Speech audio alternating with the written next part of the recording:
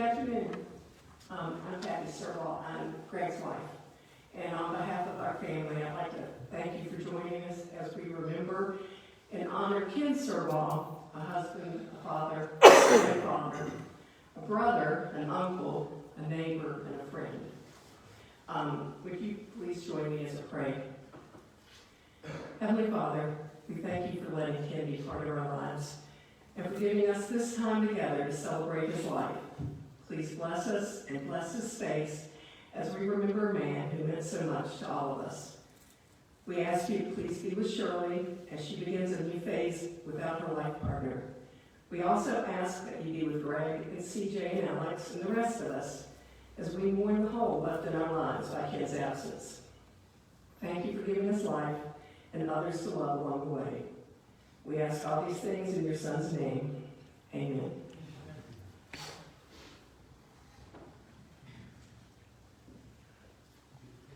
Oh, sorry, I forgot.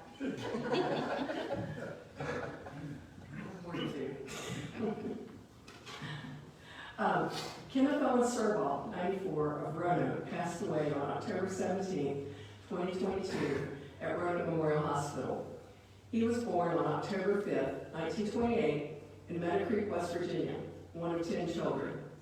He was preceded in death by his parents, John and Mary Elizabeth Surbaugh, and his siblings, Richard Surbaugh, Ralph Surbaugh, Chester Surbaugh, Virginia Hall, Joyce Lilly, Gloria Hara, and Mabel Surbaugh.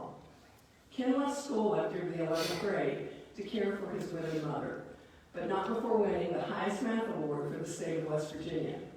During World War II, he spent a summer in Indiana, where he lived in a boarding house and worked in a ketchup factory while sending money home to his mother.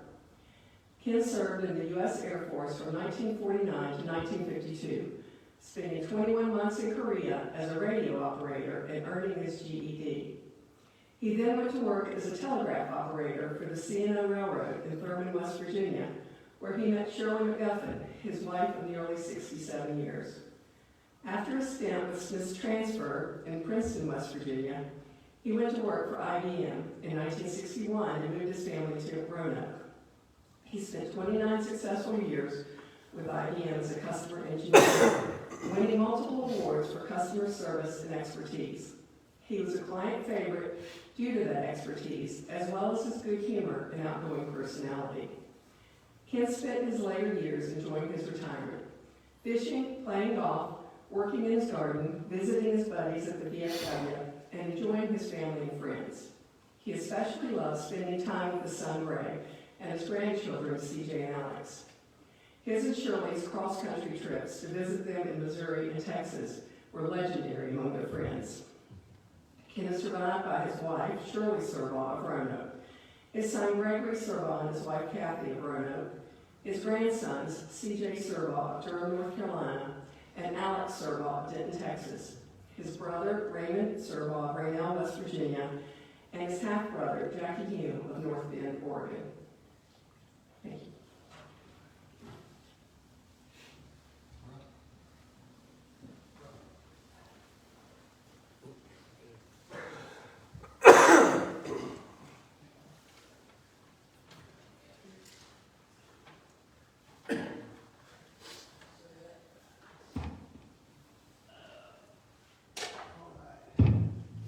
So Dad liking some country music, and we were getting around stuff that we thought could play might be appropriate, and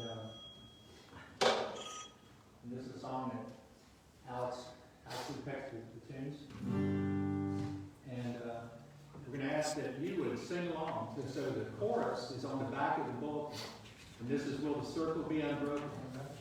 And you have the back of the bulletin, and Alex is going to sing the verses, and I'll ask you guys to sing along with the choruses. And it's okay, you can sit, you can stand, if you need to move around, whatever you'd like to do. But I'd like to hear you good enough.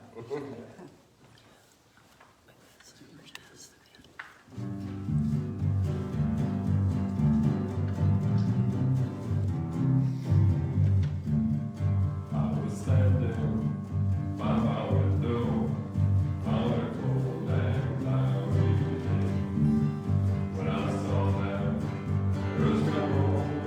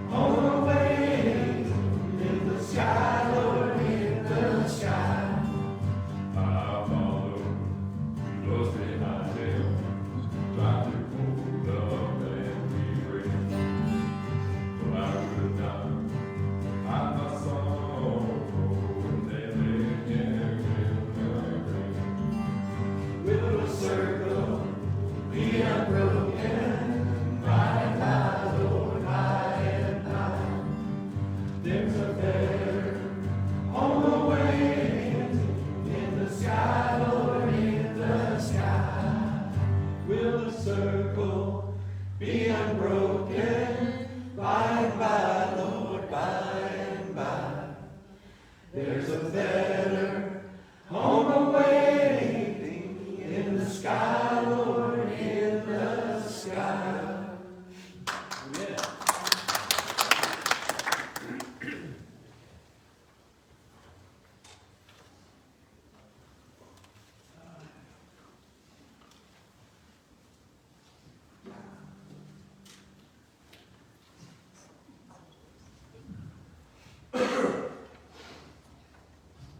For those of you who know Robbie Harris, you know I'm not Robbie Harris.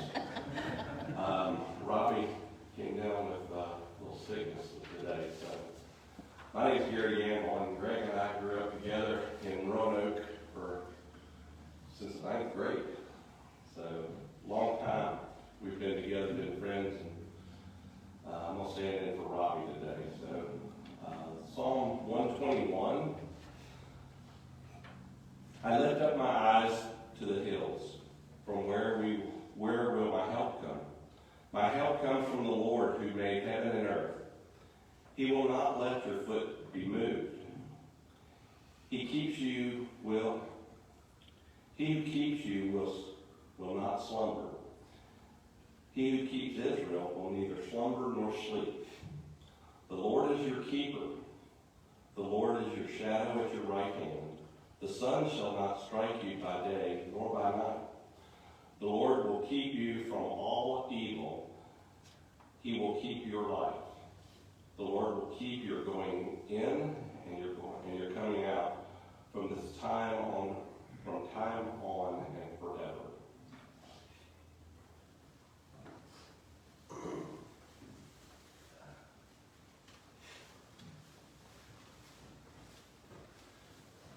So that was some good singing. Good singing. Thanks everyone again for coming out. My name is KennethSurbaughService. I am related to Ken, as you can tell. So Kenneth Owen Surbaugh had many names. Mom and most of the McGuffin clan called him Surbaugh, just Surbaugh. They always have, and I don't really understand how that came to be, but that's the way it was. IBMers and many others call him Ken. He was dad to me, grandpa to my kids, and although I and most of my friends started calling him Ken too when we were teenagers, he didn't seem to mind. On the Surbaugh side of the family, he was Kenneth, or Uncle Kenneth. His golfing buddies nicknamed him Curly for his impressive lack of hair. At the VFW, he was two beers. And I say that he was also probably the only FDR Democrat in that bunch. And he wasn't afraid to let him know it. So with all those names and what we've heard in the obituary, you've seen it in the slideshow photos, on the table displays, it's easy to see that Dad, he cast a wide net. When a person lives like Dad did over 94 years, lots of stories to tell. The last year, though, it was a journey. And there's a point where you know this day is coming. So I've had lots of time to reflect. And you're all here because in some way, you're in those stories. As we heard, work for Dad started when he was in high school. He told stories about driving Everett Gwynn's truck to Georgia and picking up loads of peaches or watermelons and bringing them back to Meadow Creek to sell. And then there's a story about the ketchup factory. Honestly, I wasn't so sure about that one, but he knew the name of the town, Valentin, Indiana. So with help from Mr. Google, I learned that tiny town in the middle of nowhere, you might call it Meadow Creek of Indiana, about 6 blocks square between Fort Wayne and Indianapolis, had a ketchup factory until 1955. And I found a picture on one of the bottles, which you may have spotted in the slideshow. He claims they drank the hot ketchup right off the line with lunch. Said it was just like hot tomato juice. A big part of who Dad was came from his time and experiences in the Air Force. The story was that he was going to join with a buddy, but the buddy backed out and Dad went anyway. So in the Air Force, he had radio school, which taught him Morse code and electronics, and all that would pay off later. Growing up, I never knew anything about the whole GED story. I just thought he never finished high school. But in the Air Force, he asked to take the GED classes, but before they started, they told him to go ahead and take the test first, which he passed. So he got the GED. Excuse me, I got 1 minute. So I found the letter, I found the test results the Air Force sent to the state of West Virginia. But he never got a diploma from them until, for whatever reason, he decided a few years ago he wanted a copy to prove it. He wrote some letters and they sent him one. I found it. Another big thing from the Air Force. This kid from Meadow Creek, Dad, left West Virginia and traveled across the country and to Korea and Japan. Now, I'm sure knowing Morse code helped him in becoming a telegraph operator on the railroad. And he did other jobs too. He sold tickets, and I think he did handle freight. But Dad got laid off from the railroad. Just like now, technology changed, the workforce is shrink, but he landed on his feet pretty quick over at Smith's transfer. He said it was because he knew the shipping tariffs. But that job meant a move to Princeton, West Virginia, the first place I can remember living. Mom and Dad moved a lot. I can't remember how many moves equals a fire, my mom used to tell me. I don't really remember from who or how Dad learned about IBM. This was 1961, not exactly the start of the computer age. There's more to the story. In fact, Bill Murdoch, the guy that hired Dad, and his first boss is here today. He was 32 years old at the time they were going to hire him. That was, quote, too old. But Dad had scored really high on the entrance aptitude test. Bill thought it was the highest ever. And he thought Dad would be a good hire. He went to bat for him. And Bill told me that he was able to get it in because the first day they interviewed him, he was under the limit, age limit. What a big deal for us, our family. But it started this adventure of Dad going away to schools in places like Endicott, New York. For the first one, Mom and I actually went back and stayed in Thurman with my grandparents while Dad was in school. And IBM stored our stuff, found us a rental house in Roanoke, down the street from Robbie Harris, to move into when the school was out. And a year later, Dad and Mom bought the house on Mapleton Avenue that we sold last year. So I turned 6. 2 days too late to start the first grade, which meant that I had to spend another year waiting for school to start. But wait, that was an opportunity. Mom and I went with Dad for a fun winter in Endicott, New York, while he was there for school. The hillbillies from West Virginia and made to New York and lived in the upstairs of an old house. It was such an adventure. It was cold. We watched a lot of TV. The house was so old and the floor so slanted, Dad joked he needed a seatbelt to sit on the toilet. I remember when Dad took us for haircuts and everyone there was speaking Italian. Young Greg couldn't figure that out. But we survived, and on a weekend visit to my uncle in Delaware, Mom finally was able to find pinto beans in the store instead of Great Northern beans. And for what I remember, my mom successfully introduced pinto beans to Endicott, New York. Dad had a great career at IBM. He started at exactly the right time in 61, and he retired early at exactly the right time in 91. And when he retired, he took a slightly reduced pension so that Mom would keep getting it if he died first. An expression I heard a lot as a kid was IBM stood for I've been moved or I'll be moving. Dad avoided that. He wasn't really interested in promotions or being a manager or moving away. He was perfectly happy carrying his tool bag and not sitting behind a desk.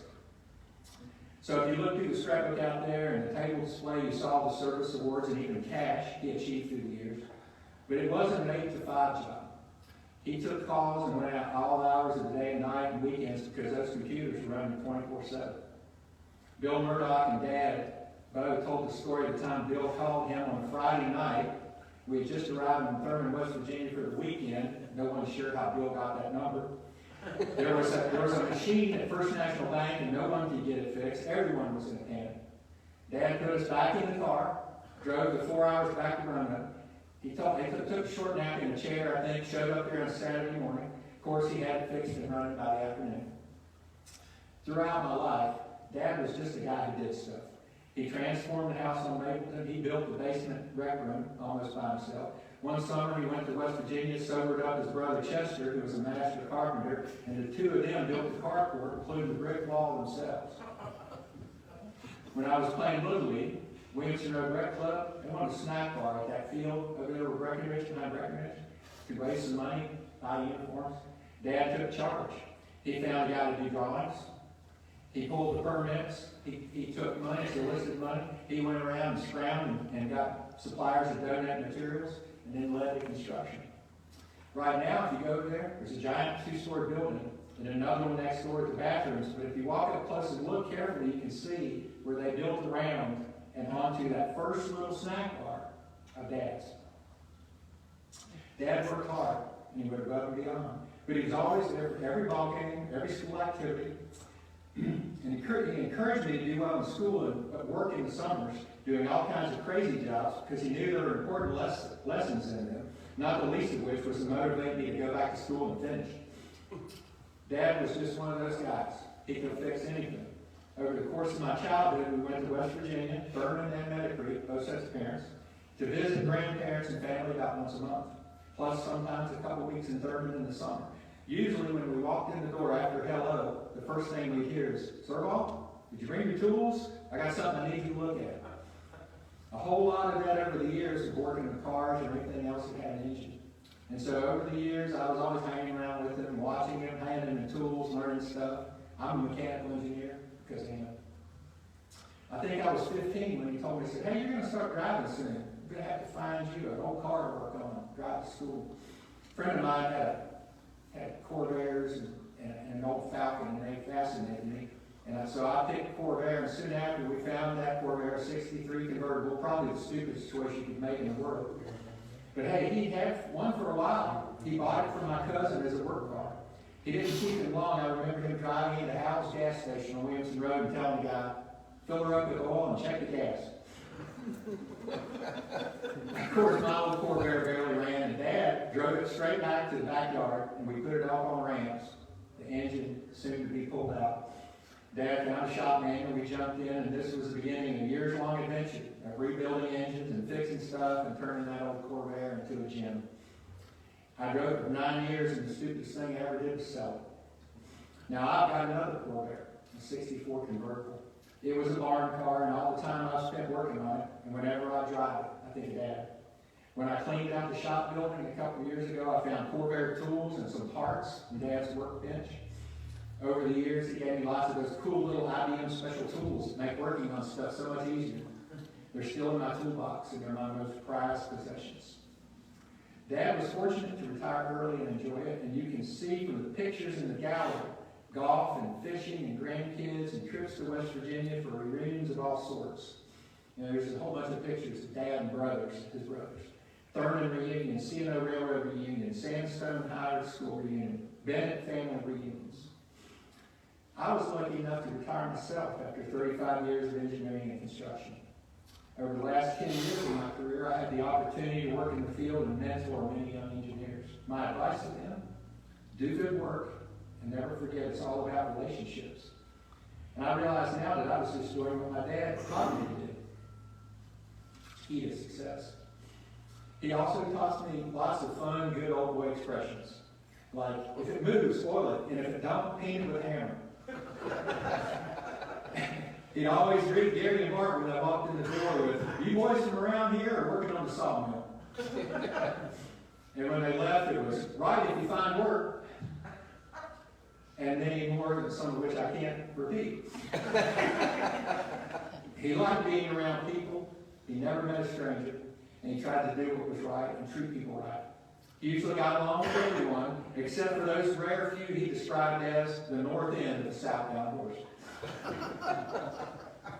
Dad was a good guy and a good dad, and he lived a good long life, almost a century long. Although the last 15 months were tough, his spirit was strong to the end, and no matter what happened or what was going on through all that thing, his only concern was Mom. And all the decisions we made, the first thing we would say is, if Mom's good with it, I'll be good with it. So I'm a little sad today, but happy to share these stories with you. And I'm really proud to be the son of KennethSurbaughService.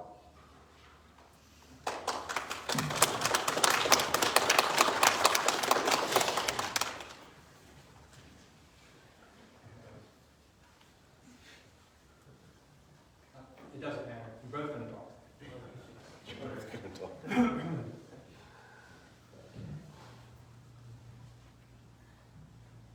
Hello, my name is Alexander KennethSurbaughService.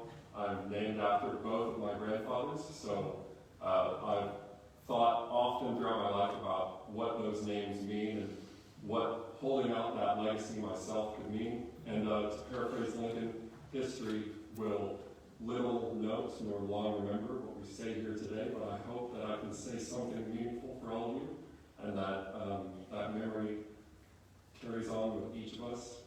So to give you an idea of who my grandfather was, he was always very sure of where he came from. Even to us, he always described himself as an old hillbilly. He was a man of computers who was very intelligent, math whiz, but he considered himself a West Virginian and a hillbilly. He always spoke with a West Virginian accent, which, like, as you age and move other places, accents can change and morph, but I am fairly certain, although I didn't know him as long as others, that he spoke the same way he did the day he was born. He was not exactly humble, I don't think. He once apparently said, it's not bragging if you can do it, but he was always very sure of those abilities, and he would let you know what he did and didn't know. He was not a braggart in that he didn't tell you things that he couldn't do, and he would tell you the limits of those abilities, which is something that I admire in him. And he was always curious. He embraced new things, tried to learn about new technologies, and he always encouraged that in us as little kids running around in their basement or out in the shed. If we would find old things and ask about them, he would always tell us what they were. He would tell us how they worked. He knew how almost any machine that he had worked, and he would explain it to us. He once told us a story that he told often about explaining to the Roanoke School District how a computer does math, because they changed the way the math curriculum was taught and claimed it was how computers did it. And he was so taken aback by that, he went outside to the Pontiac and grabbed the computer manual, excuse me, might have been a Buick, I don't know. Anyway, and brought back the IBM manual and read to them exactly how a computer does math, because he was not going to let that go into the notes without alteration. But I think, as we all know, the most defining characteristic of Ken was his kindness. He loved more than anything else to see us happy.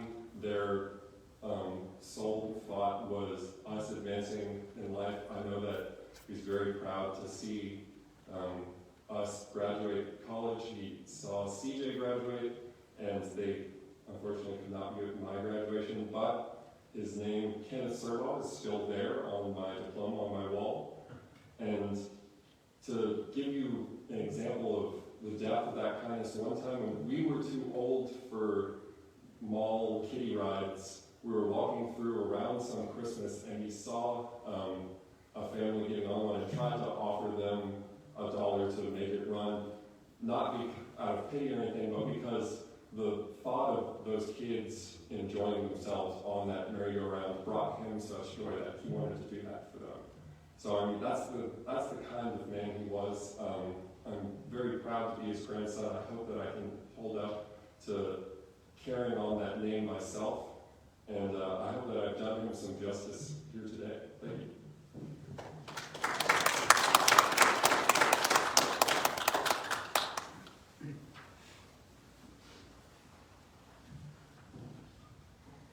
Hi, I'm KennethSurbaughService.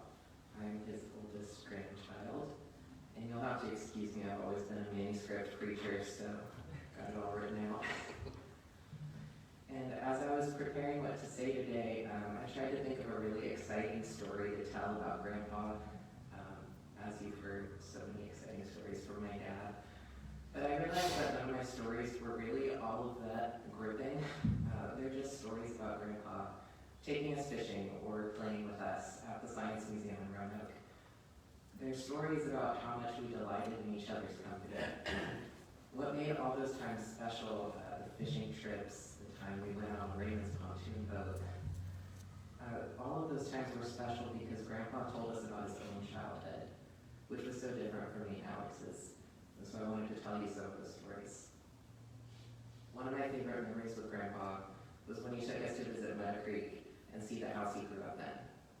Grandpa told us about swimming in a quiet spot in the river and watching out for snapping turtles. He told us about how he would crawl underneath the pump organ at a local church and use his hands to pump the pedals because one of his sisters could play, but she wasn't yet tall enough to reach the pedals herself. He also told us about standing in the back of the local Pentecostal church because they had the best music, and he swore up and down that he left when they started handling snakes. When I got older, Grandpa told me that when coal trains stopped in Mud Creek to refill the water for their steam engines, he and his brother brothers would sneak on and start throwing the coal off the top into the ditch, and after the trains left, they came back with wheelbarrows and carted the coal home to heat the house. Some of the stories he told us were dubious, although apparently that was true. But I still love to hear them. One summer when I was visiting, Grandpa told me that when he was around 10, his brother Chester took him along to check on the still he had up the mountain, and the sheriff came up after them, and he never really did tell me the end of that story. Grandpa also loved sharing his work and his favorite hobbies with Alex and I. He took us fishing at Carvin's Cove and in West Virginia, and he told us about the largest fish he'd ever caught. He would take us with him to visit his sister Flora in Beckley, and while we were there, while we drove, he pointed out names of towns he'd worked in with the railroad and with IBM. And while we were in Beckley, he would take us to the exhibition coal mine.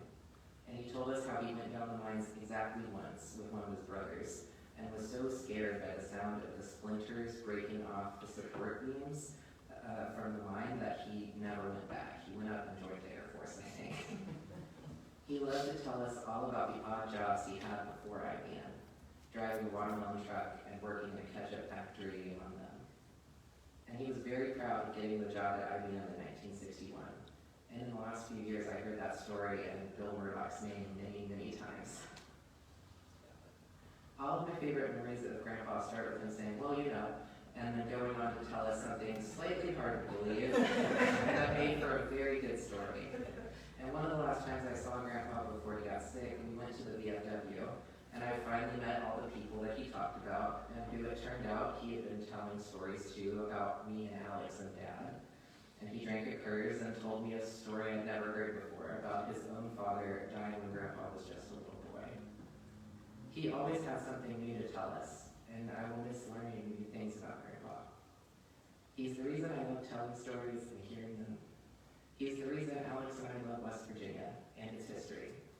And he's the reason we can bait a hook and cast a line. Grandpa loved Alex and I so much, and he was so proud of us. Sorry, excuse me. It was a privilege and a blessing to be his grandchild and to get to hear every story that he had to share. Thank you.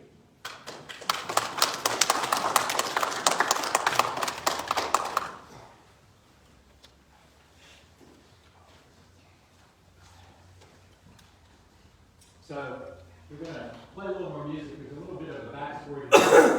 So when all those little weekend trips that we took to West Virginia, Dad was, it would normally be Friday night, Sunday night, so there would be driving when it got dark, and I'd be laying in the back, and Dad would always turn the radio on, and find WSM, that clear channel out of Nashville.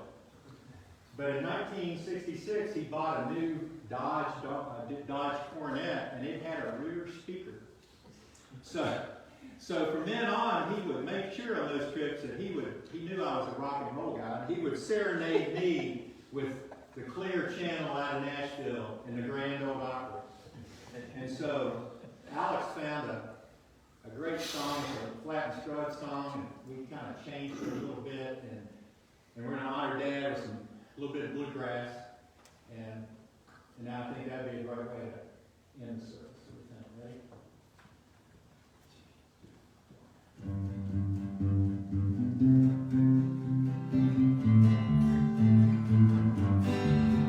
There was 12 big paths on that little mountainside where I wandered when I was a lad.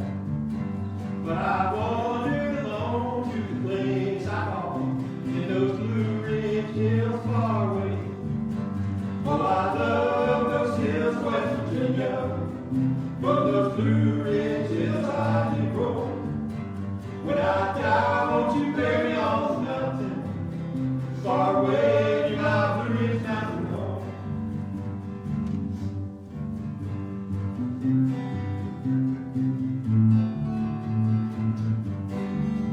Now my thoughts wander back to that ramshackle shack in the Blue Ridge hills far away, where my mother and dad were laid there to rest. They are sleeping in peace together there. Oh, I love those hills, West from those blue ridges I did grow. When I die, won't you bury me on the mountain, far away in my Blue Ridge Mountain home?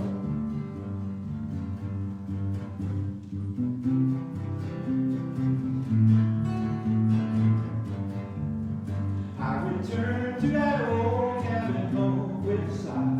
I've been longing for days gone by. When I die, won't you bury me on that old mountainside? Make my merchant place upon a hill so high. Oh, I love those hills of West Virginia, from those Blue Ridges I did roam. When I die, won't you bury me on the mountain, far away near my Blue Ridge Mountain home? Oh, I love those hills of West Virginia, from those Blue Ridge hills I did roam. When I die, won't you bury me on the mountain, far away near my Blue Ridge Mountain home?